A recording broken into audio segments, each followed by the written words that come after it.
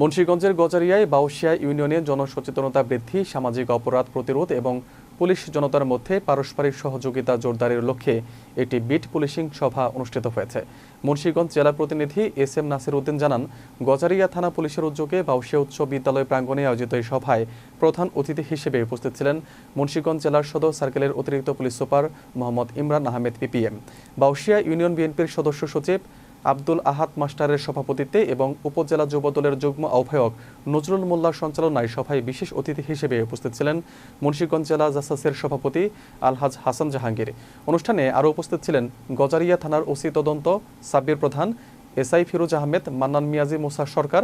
এছাড়া গজারিয়া থানার কর্মকর্তাবৃন্দ, জনপ্রতিনিধি, রাজনৈতিক নেতৃবৃন্দ, শিক্ষক, সামাজিক সংগঠনের প্রতিনিধি ও স্থানীয় গণ্যমান্য ব্যক্তিবর্গ সভায় অংশগ্রহণ করেন।